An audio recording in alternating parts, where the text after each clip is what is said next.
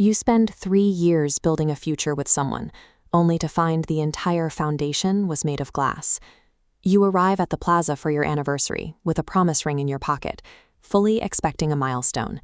Instead, you find him at the fountain, locked in a passionate, unapologetic kiss with another man. There is no attempt to hide it. As you stand there, the ring slips from your fingers, hitting the wet cobblestone with a tiny, metallic sound that no one else hears. The confrontation isn't an explosion, it's a cold dismissal.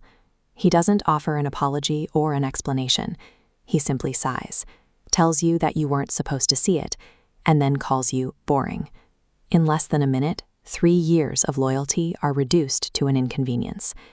This kind of public discard destroys the logic of the relationship. It strips away the lie that his chaotic passion was a form of intensity. It reveals a massive imbalance. While you were building a life, he was simply killing time. The morning after, the grief is replaced by a heavy, protective numbness. The idea of falling in love again feels like a dangerous liability. Your parents offer a solution that bypasses the need for feelings: an arranged marriage.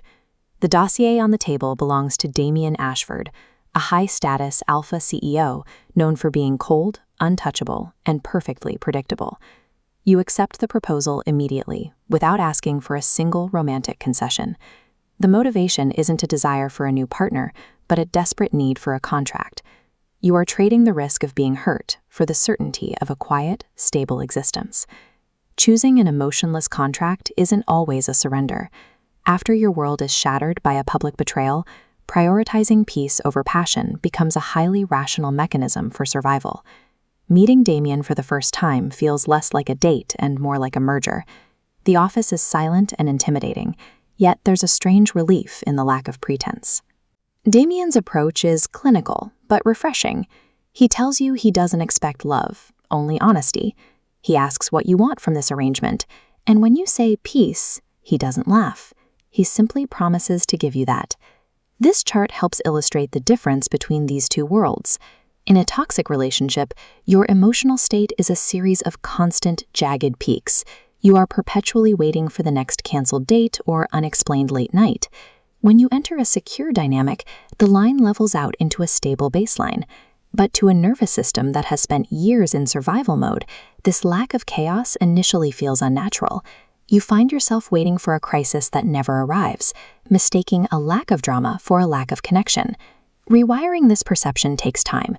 It requires teaching your brain that you don't have to earn affection through constant anxiety, and that safe is not a synonym for boring. Trust isn't built through grand declarations. It is built through mundane, repetitive actions. Damien shows up at 7 because he said he would. He texts back because he's there. He handles the small details of your life without being asked. These moments are tiny deposits into a new emotional bank. Over months of predictable Tuesdays and quiet Sunday mornings, these small consistencies aggregate into a massive sense of security you've never felt before. You stop fighting for scraps of attention.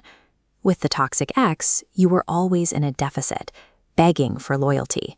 With Damien, loyalty is the default setting. It's the air you breathe.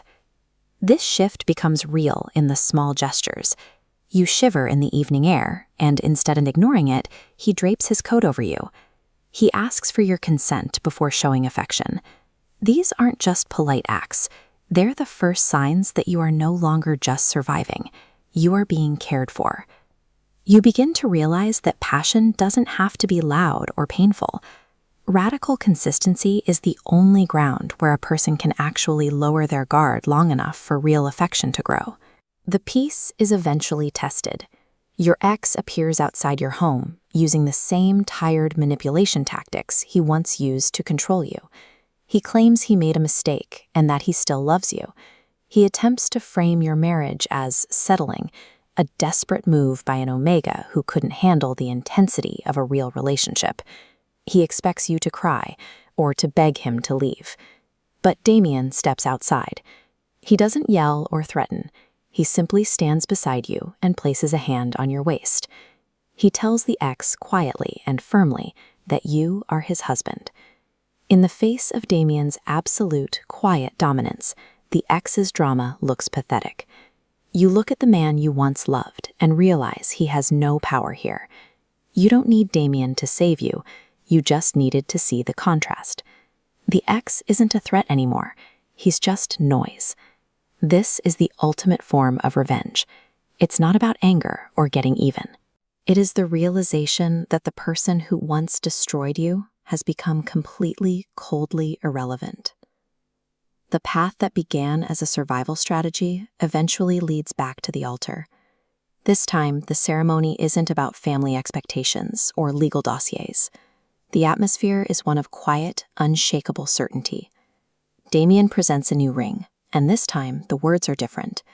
He says he wants to marry you again, not because it was arranged, but because through 6 months of quiet mornings and shared goals, he actually fell in love with the person you are.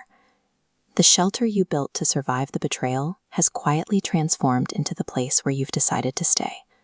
What started as a search for safety has become an unconditional partnership, chosen every day through small, consistent acts of care. Walking away from caveman passion towards structured peace is never a compromise. It is the most profound and triumphant choice you can make. It's the moment you realize that safe isn't where your life ended. It's where your happiest chapter actually began.